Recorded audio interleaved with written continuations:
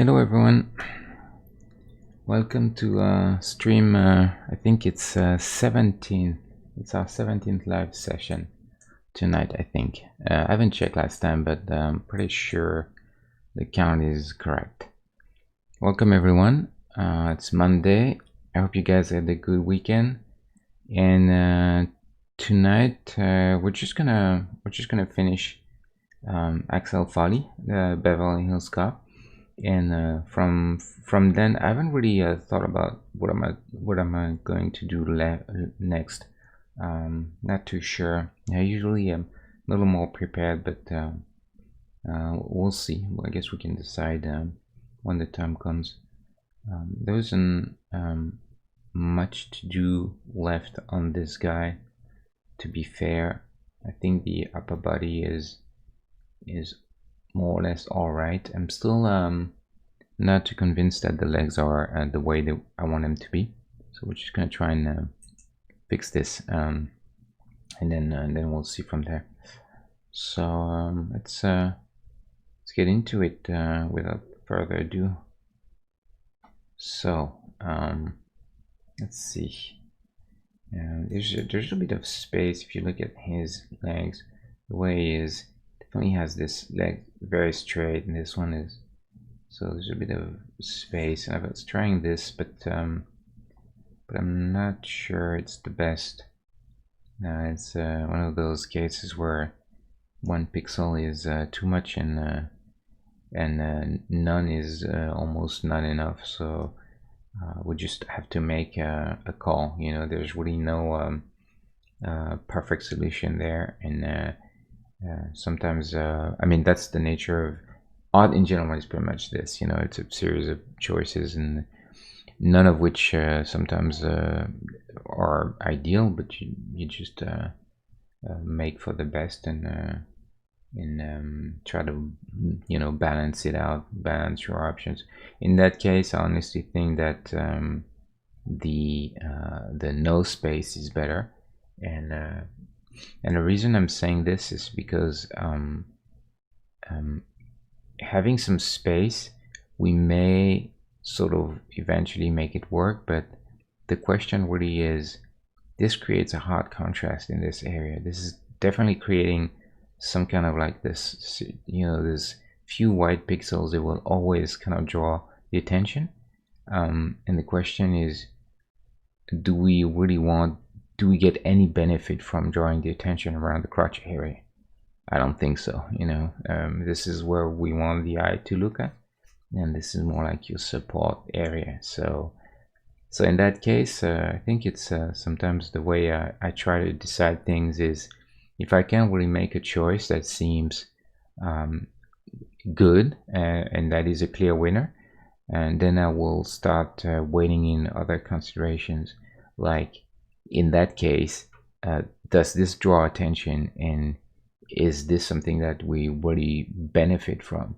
Sometimes other considerations may be, you know, is it just worth the time and effort? You know, if you know that by the end both solutions will be more or less the same, then you may want to go for the easiest. It's not really settling at that point or being lazy. It's just being efficient, you know. And obviously there's a difference between this and like knowing that you could do better and not doing it because you're you feel like you're a little bit tired and you want to move on. And that's to me, that's when you settle, you know. But in that case, it's not really the case. And sometimes other, you know, other factors may come into play. Like it could be something like, is it something that, you know, simply just, what does it bring, you know? Does it bring anything? If it doesn't bring anything, then you know, why change? But I think in that case, really, I think the one main factor is that I don't really want to draw the attention in that area. So I know that no matter what I do, there's a good chance that it will create some kind of tension in that area, and so I'd rather just not go for that, you know. So I think we'll just leave it like this for now, and then we'll see what we get. Just gonna fix a bit the shape of the leg, because really the thigh, why this thigh looks a little soft and curved, almost like if the bone was curved. It's because this is what's happening. You look at the thigh, and usually like any sort of fleshy or muscle area or whatnot, there's a curve, and then there's another curve, and then but the center is where the bone lies, and this is more or less a straight line. But this is not what happens here. We have both curves going this same direction, which then makes the impression that the whole leg is bent, and so, as well as the bone, right? Because the bone couldn't be this if this is, but if you're doing this, then you can have a straight bone. That makes more sense. So, and you can see it there a little bit, that his leg is much more curved on this side than it's not the same, the same curve. It does this here, so you can imagine that his bone is somewhere in there. So I'm just going to try and fix this if I can. So it's just about really getting just a little bit, fixing a little bit of that curve, and then in that case it kind of solves the space in between the legs anyway, because I don't really see any space reasonably created there. So we're just gonna go for that, I think. This is a bit too much too, so just fix this. Okay. I think we lack a little bit of saturation in this color, so just gonna, there's multiple colors too, so we'll try to clean that up a little bit. I'm gonna go a little more saturated.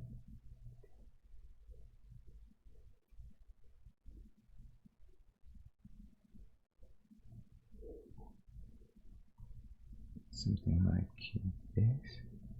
You may not even be able to see really this on stream, because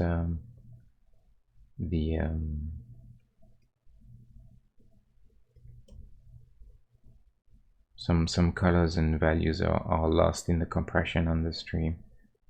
So it's not, it may look like I'm not doing anything, but I think once you see this offline on Instagram or whatnot, I think you'll be able to see what I mean at that point. I think it's the same here at intermediate value there. Doesn't quite have the proper saturation in hue, so we're going to try and fix this real quick.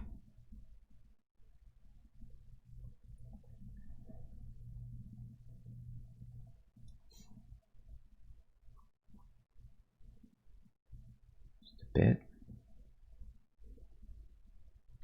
something like that.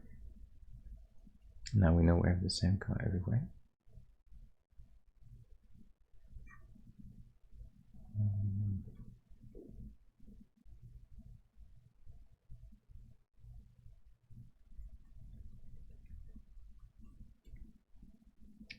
So there, what's the color there? Okay,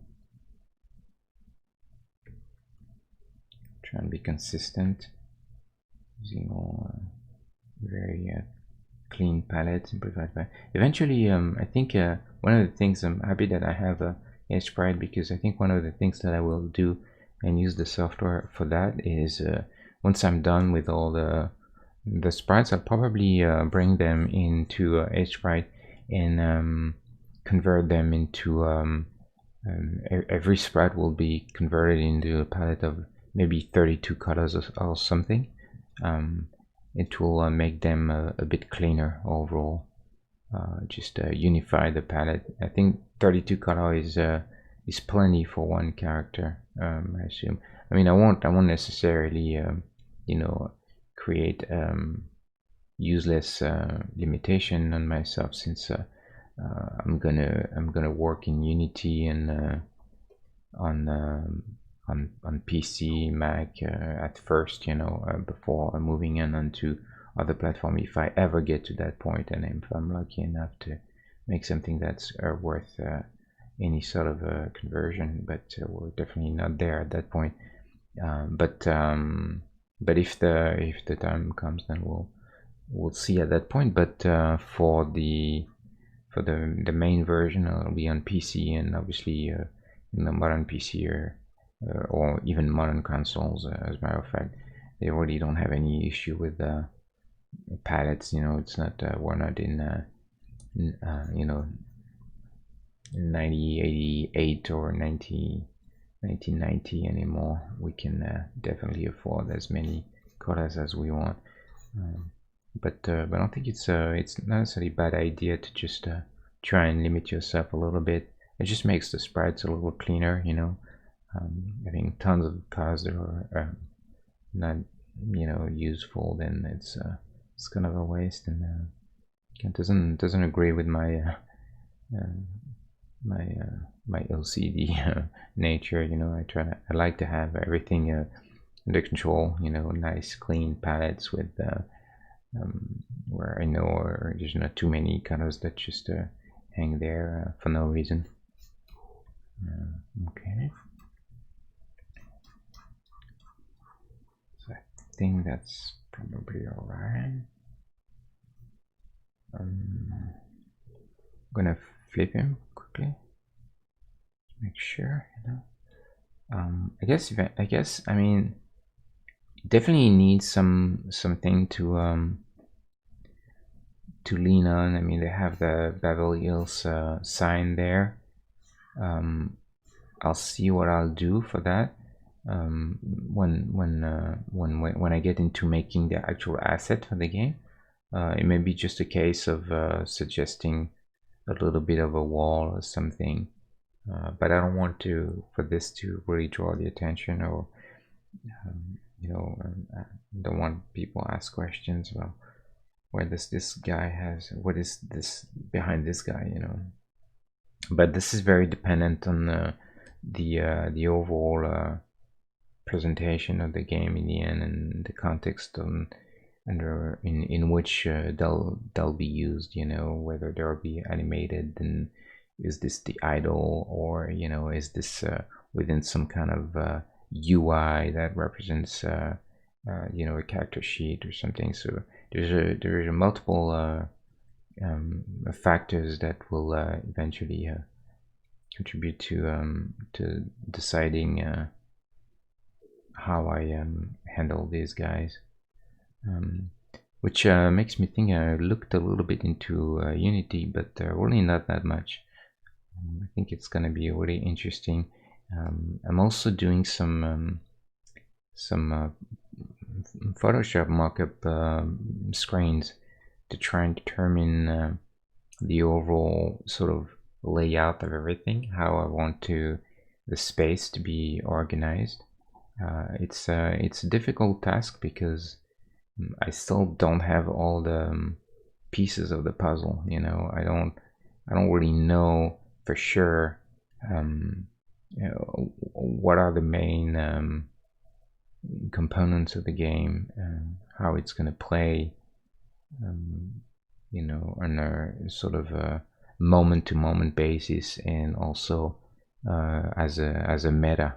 So I need to get a better idea for that, and that's generally I think the one thing that's difficult when you start a game project is at the same time I mean, the whole point of prototyping is that you don't really know what the game will be, so you need some kind of prototype in order to get a sense for it, but you don't know where to start, or And in order to try to start a prototype, you need some kind of a layout of the screen, but the layout will be highly dependent on things that you don't really know about at the moment. So it's kind of like a chicken and egg thing, situation going on. But we'll try to make this work.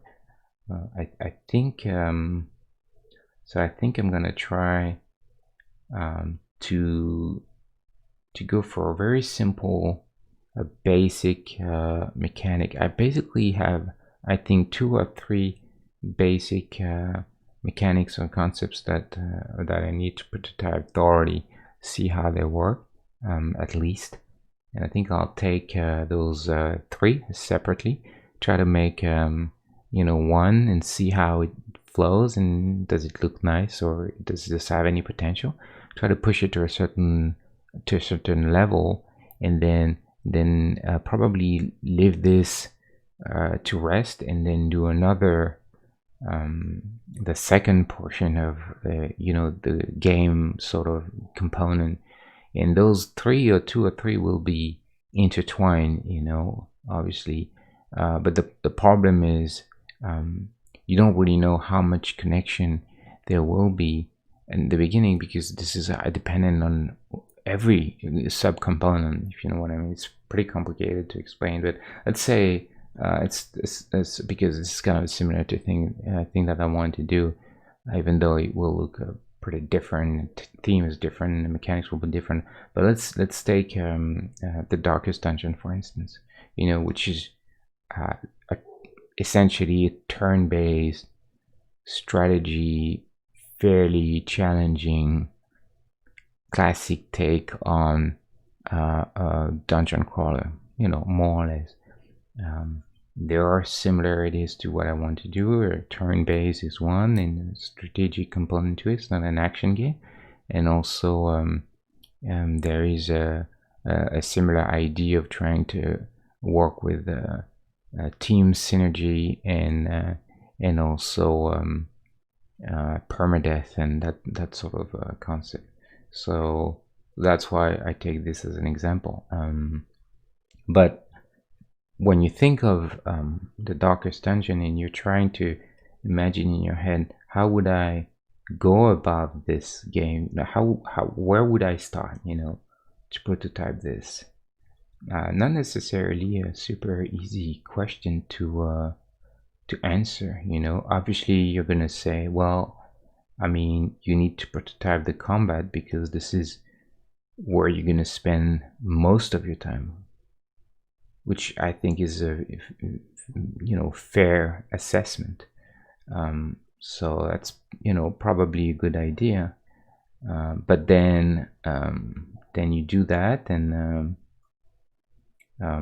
but then what kind of character do you put in there? Do you try with just one guy and one enemy, just to see how you could just very basic mechanics of deciding of a target, being able to give orders to a unit. So you need to start very, very simple, sort of the bare bones, which is tricky, because then you really don't get an idea of how fun anything's going to be unless you reach a point where synergies start to come into play. So at least I need 2 or 3 characters, and so on and so forth.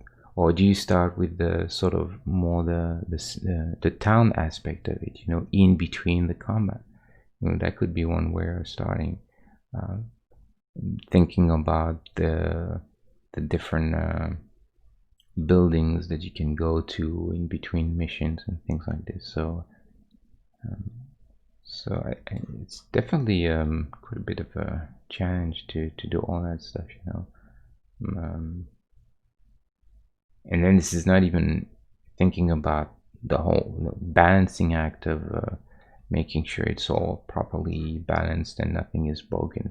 This is really just about prototyping the very basic components of what you're gonna make. So anyway, and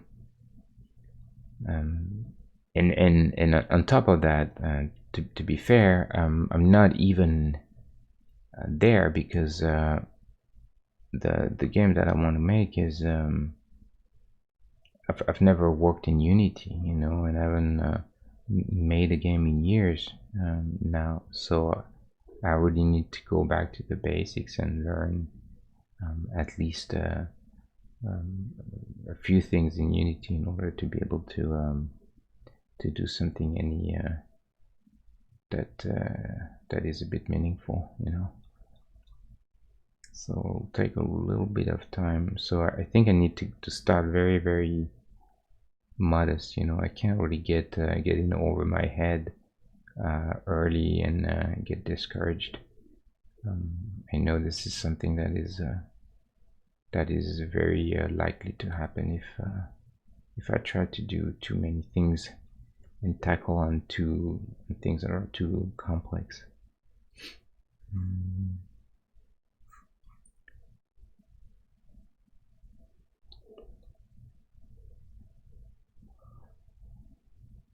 I think when you look at the value of the helmet there, it seems to be lighter overall.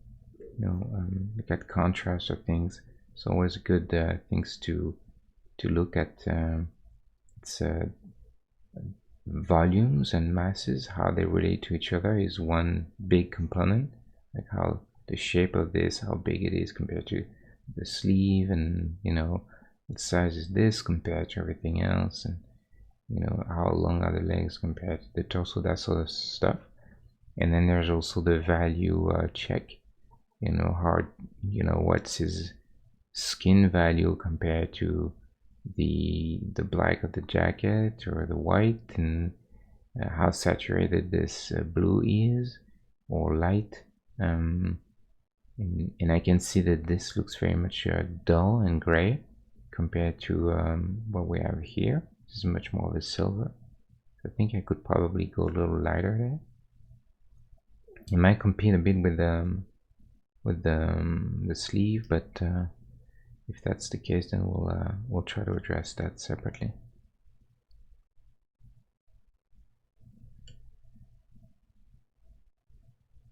So let's go for this.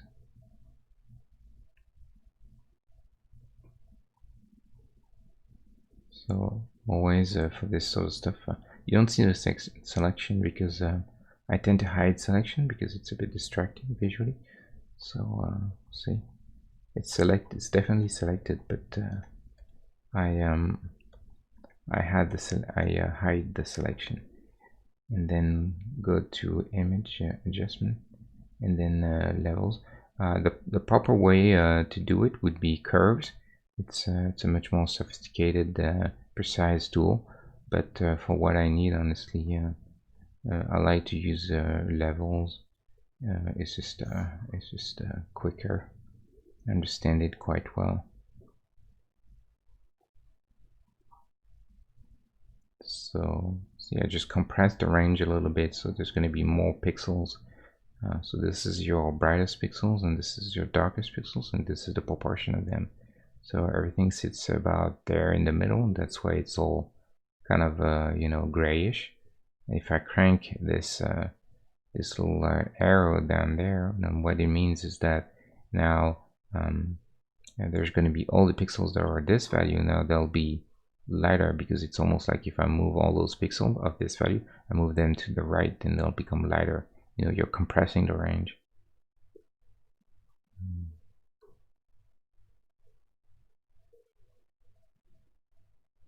Try something. Preview button is always a good thing. For this, it's always a good idea, I think, to not to be too shy with it. You know, if you do this sort of stuff, and then you do okay, and then maybe that wasn't enough, and then you go back and then try to do it again a little bit. I think it might be a little more difficult. So sometimes I'll go really extreme just to get a sense of, you know, where I sit. You know, I'll do this. I'll be like very, very strong, and then it forces your brain to see the full range and all the options, and then by moving back, then you get a better sense of what needs to be done. Usually a bit more than what you you would do normally if you were to do it in a very small incremental steps. So we're going to try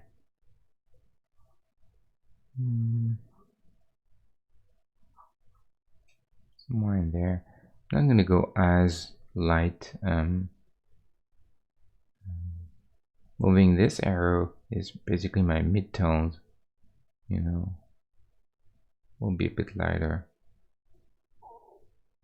It's going to be more pixels between the midtones and the bright tone, less in the dark. What you could do too is also raise this arrow, so you clip you effectively clip anything that goes below this value. If you do this, you clip everything that goes above this value. This is your output, right? So if you say my maximum output is this, no pixel will ever be brighter than this value, right? So generally doing this will reduce the contrast, and playing the input will actually increase the contrast. This takes a little bit of getting used to when you don't really understand what you're doing in the beginning. But, once you do it enough, it becomes quite clear what things do.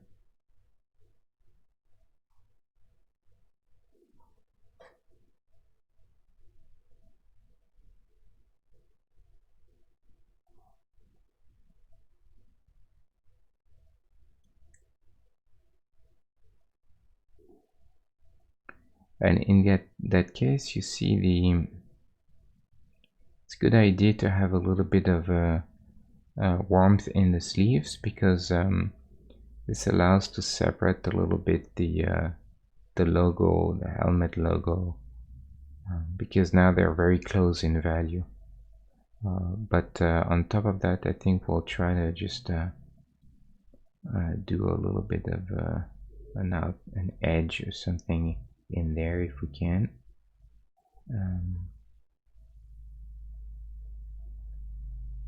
Just to see if there's a way to separate this just a bit more.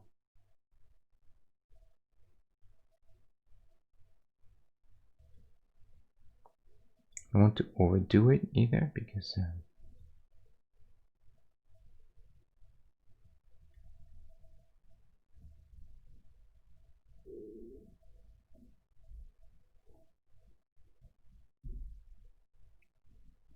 and I think I'm gonna try to get that sleeve to come down maybe a bit more.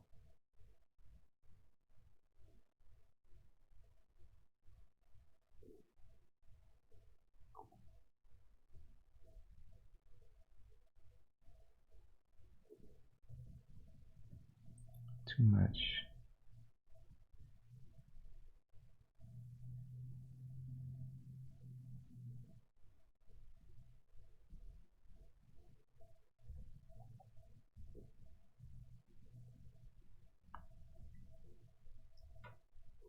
Now let's see. Just want to see if we can get the sleeves even brighter. They're gonna lose saturation as we make them really bright, so they might get closer in hue, a little grayer. So that might not necessarily be a good thing to separate this. But we'll see if there's any way to make them to push them quite high to make sure they don't. So doing this, I increase contrast because I want to preserve the outline a little darker, but I want to really push this color inside, the brightest color. So let's see before and after. Now obviously quite difficult to read the outline, but we can always just darken this a bit.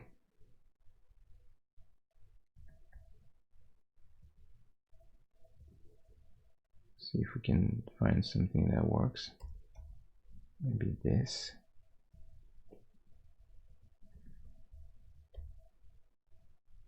Okay. I think this might work well.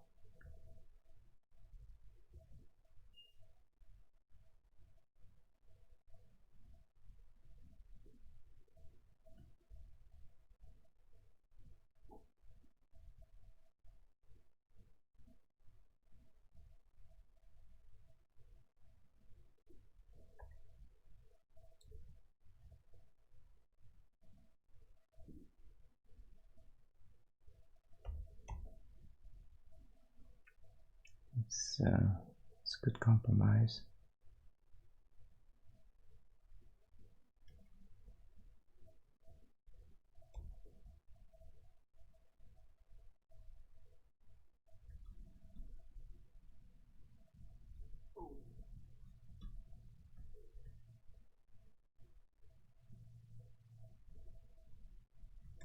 Okay.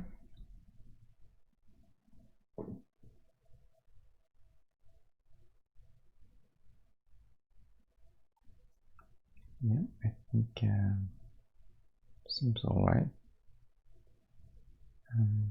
So the pants definitely look a little bit too blue, you know, a little bit dark. And saturation is a little bit high. I don't necessarily mind it because all the characters they all have values and colors that pop a little more than their real life counterpart, at least in the pictures. And that was kind of a conscious choice because just to make everything a little more appealing and gamey, you know. I wouldn't want the game to look too drab and realistic in color. So I tend to push the cars a little bit so it looks a little, just a bit more gamey already. But in that case, it might be just a bit much. It's really the relationship of everything together. So I think we're gonna try and last time I showed you guys how to work with just one color in particular. If I want to lighten this up and desat a little bit, so I'll show you again. So we'll go image adjustment, and then here we'll go hue saturation here. And so instead of master has all the colors, everything. We'll go to the blues, and this is the range of colors. Let me put this over. This is the range of colors that will be affected by everything we do here. So if I want the blue to be affected, you can even pick a color if you're not too sure. Let's say you have a color picker here. You'll go to normal color picker, and then you can say, where does that sit? I want to know where does that sit in here. Click here, and this now is centered exactly around that hue. That gives you a starting point. And then you can even add color. You can say, now plus this, right? Plus this. It doesn't really move because the thing is, it's all quite the same.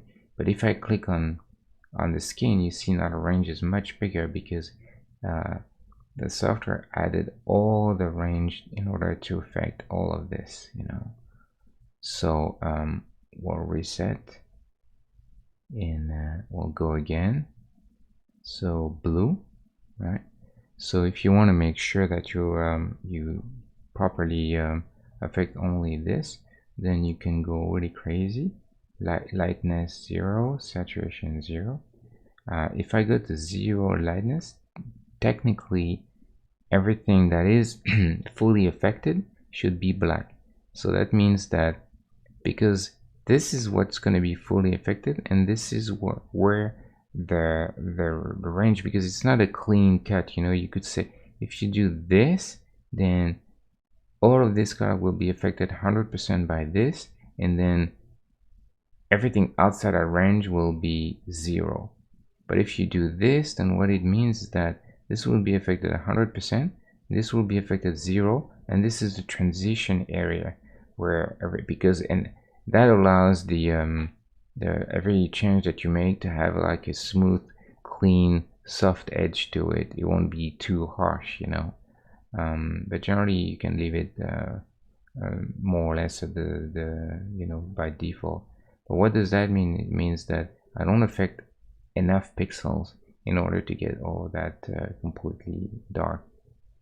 So then what I can do is just increase that range, you know, and then eventually I'm gonna get to a point where here I start to affect this, which, you know, I don't necessarily want.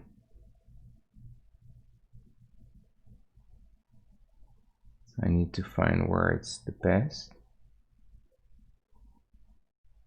Somewhere in there.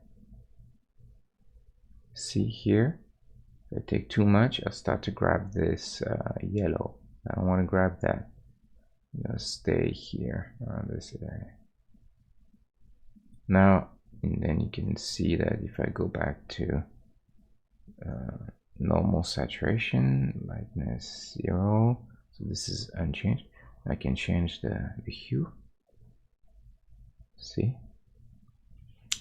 So now all we need to do is make sure we get a little less saturation, and more importantly, we go a little lighter.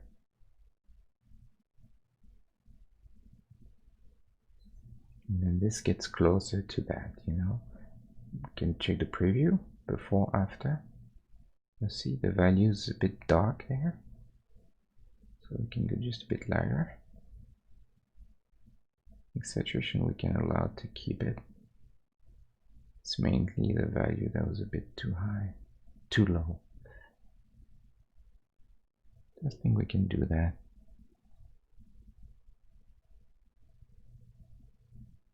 So this is a bit more in line with all the other characters. You see the blue of that shirt, you know, or this is supposed to be very highly saturated cloak.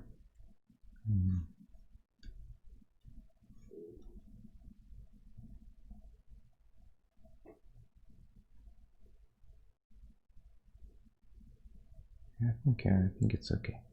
Okay. Skin seems okay to me. I think I was kind of lucky when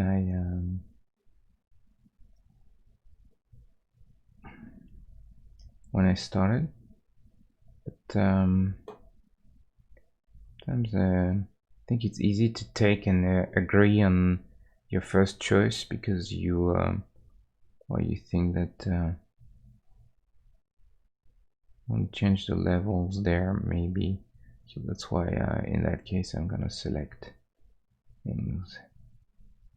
So again, so this is what's don't want, oops, don't want that. So this is what's protected. Oh, I messed that up.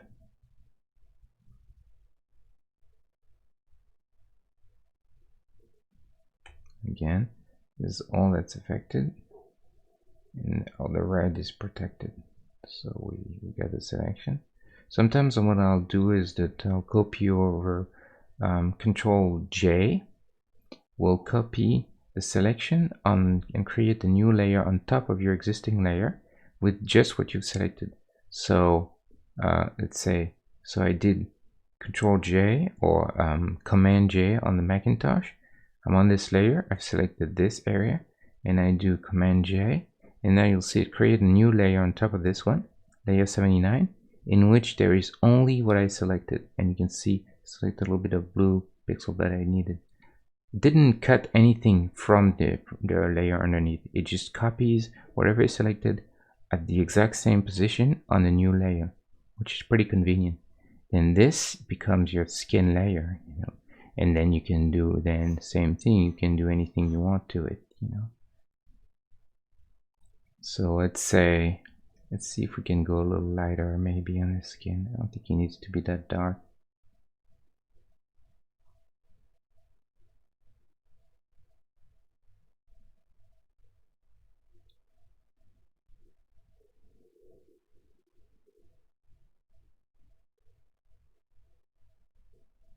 See preview. See, I think it was a bit dark. Maybe this is overdoing it a bit. I'm gonna before, after. I think I don't mind that. And we'll try play with the hue a little bit. Definitely not too red in the face. Saturation. Increase saturation as long as we keep in the yellow, I think. Too yellow now. It's quite subtle. Yeah, I'm not even sure you guys can see any of that on the stream, but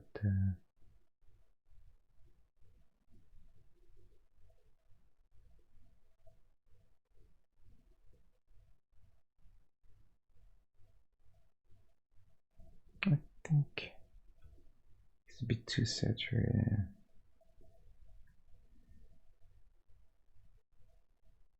Let's go down a bit. I think he's all right. There. Let's see, before, after. It's a bit too dark. Now we can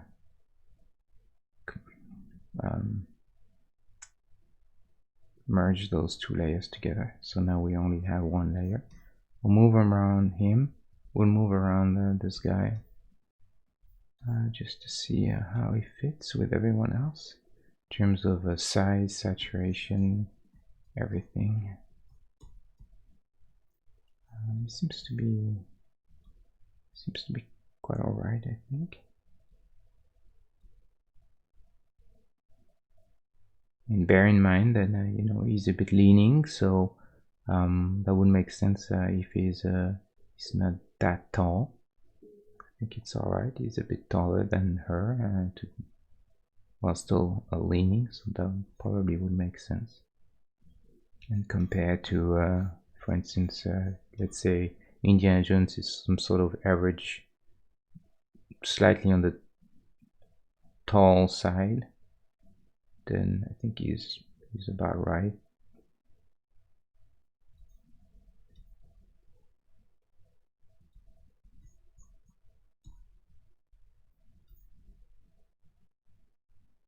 Yeah, I think it's all right. Okay, so we're good with that.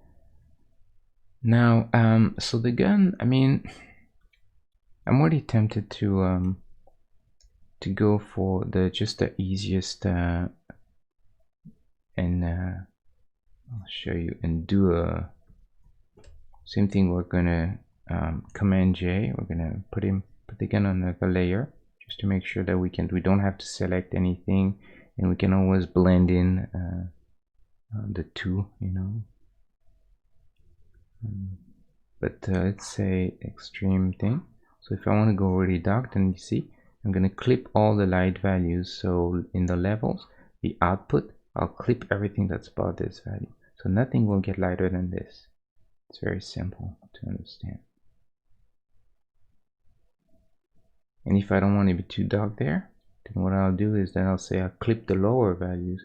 So then effectively what it does is that there's less contrast. Everything gets darker and less contrasted. And this is just really a test just to see. But see, this would be dark, and it's way more. Actually, you know, I think I selected too much. But it's just the nature of the fact that this gun needed a lot of more pixels when it was when it's light.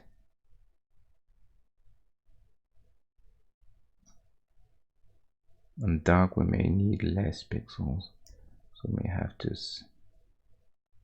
go like this, say.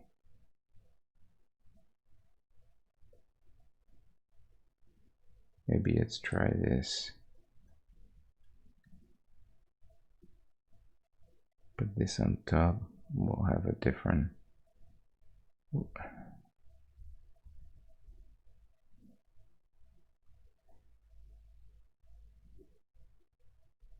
Just to see. I'll go lightness, just in that case, just so you guys can see very quickly. So it's it's easier to make and then disregard those pixels. We would get rid of that, but then this would be easier to make it, you know, read properly, for sure.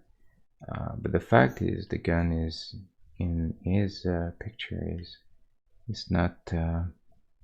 It's more of a silver pistol, you know.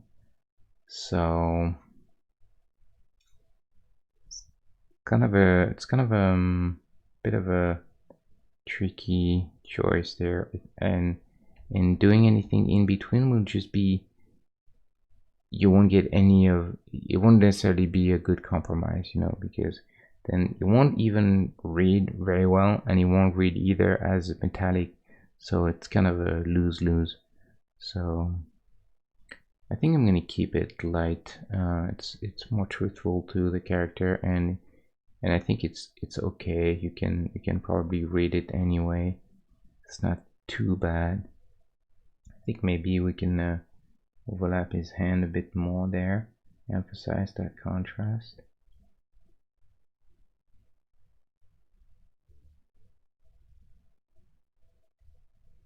Not sure if that's a good idea.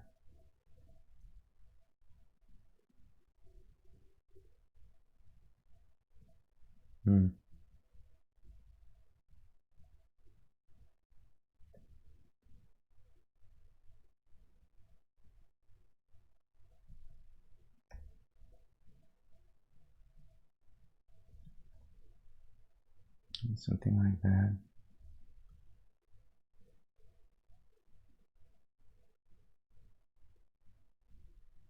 There. So let's do a quick check again.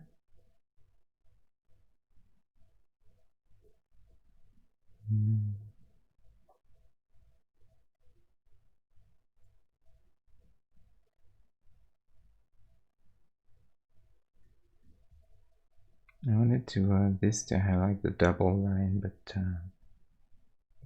this doesn't really work, I think.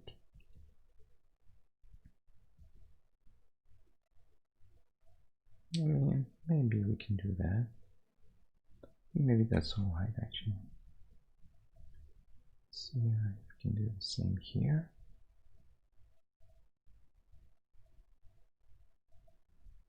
Seems a bit big, though. I don't think it's a very good idea. However, we'll definitely bring them up a bit. I think they were too low. Seems like quite high, you know.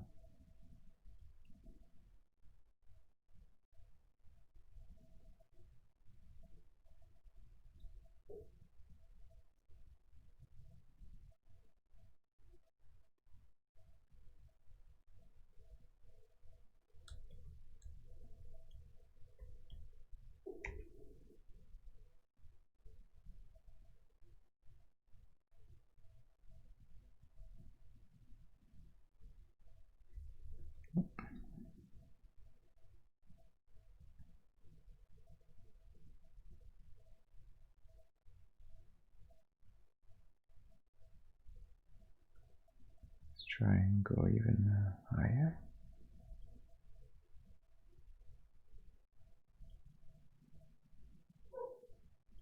Don't want it to confuse with the sleeve, though, so I need to be careful with that.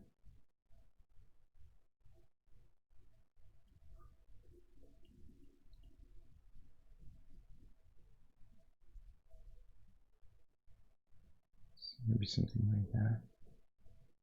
It's a bit too high now. Okay.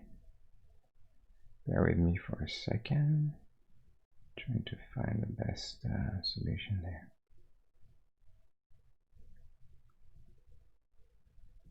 Okay, we'll settle on this, I think.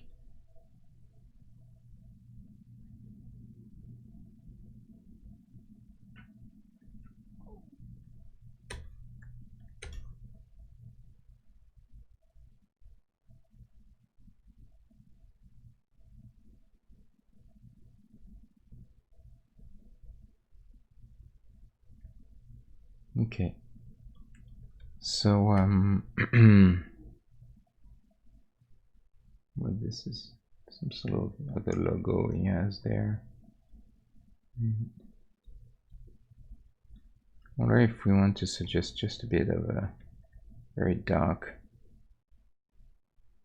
folds, maybe give a bit more shape to there's not much opportunity to really do anything, so just don't want it to be confusing, you know. It's probably all right. A little bit of something, you know.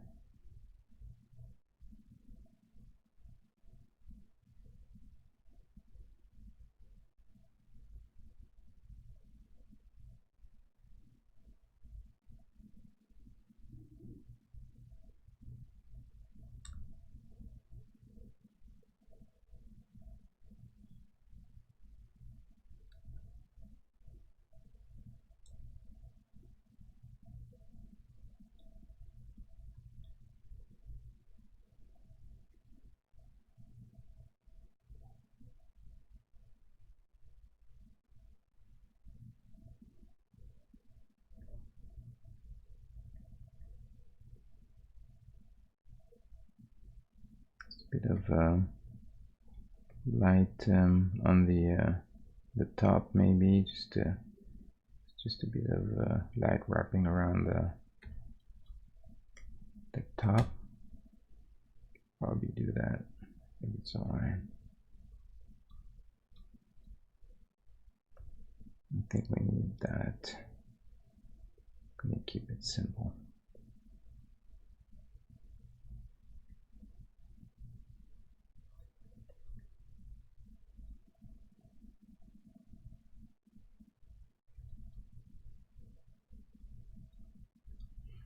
Okay,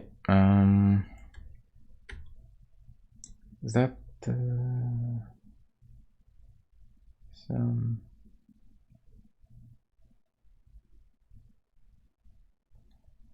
Okay, so I think we're gonna be done with him. So quickly do a last check.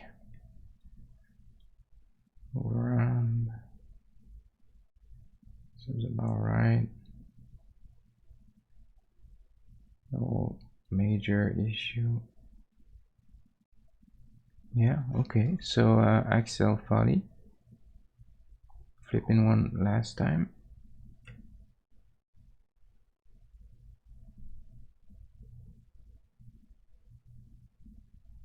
Just gonna simplify this bit more. That it's a bit overwhelming.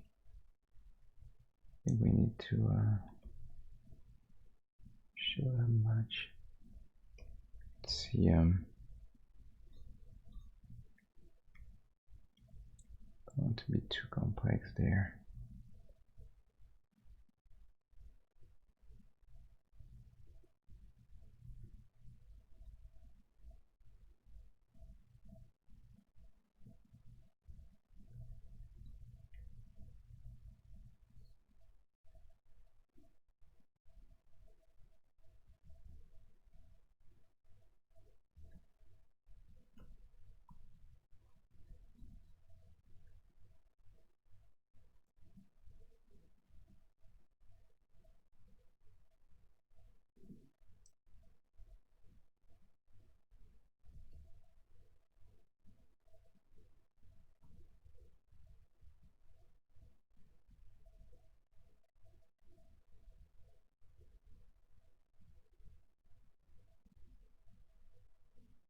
It's a bit simpler there.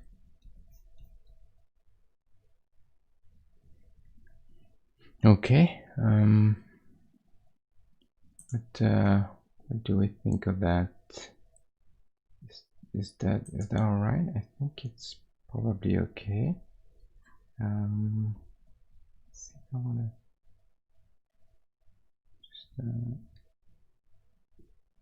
just suggest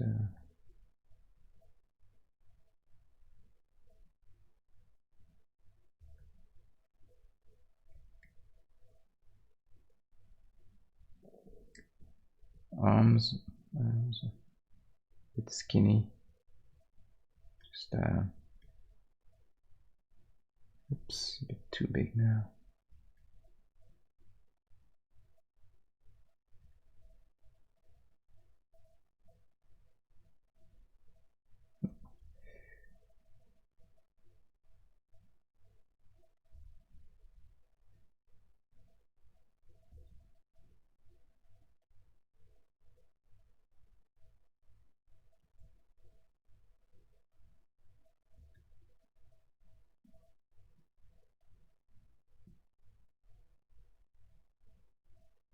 No.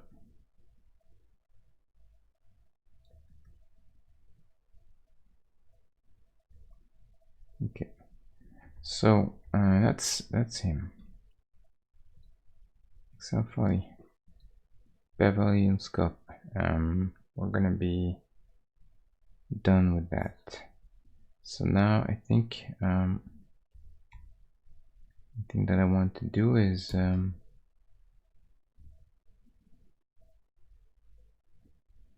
just a bit of shadow. Even though, I mean, when both feet are on the ground like this, it's a bit it's a bit weird to have a shadow, but we'll just do something real quick. See if we can get anything to work.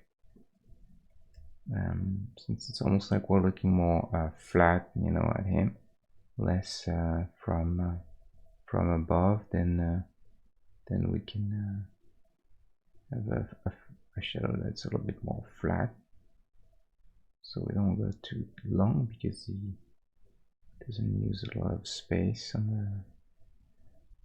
Just a bit of something is enough.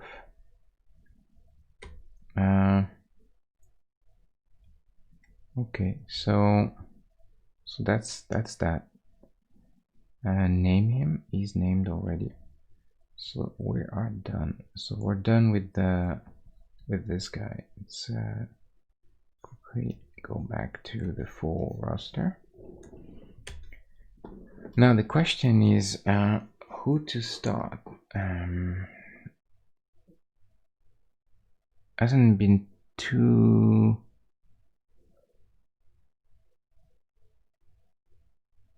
much time, so we have time. Let me see. Gonna look quickly at my list of characters, see if there's something else interesting. It could be fun to do.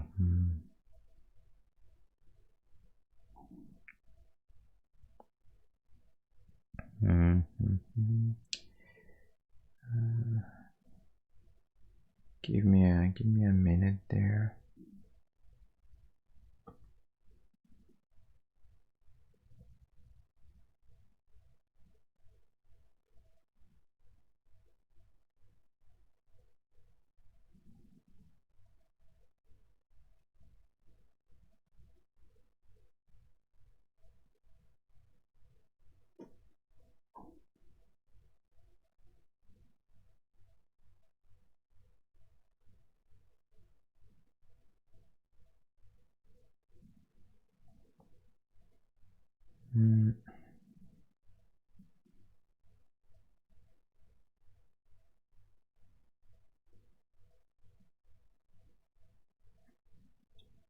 Wow, okay. Who could we do?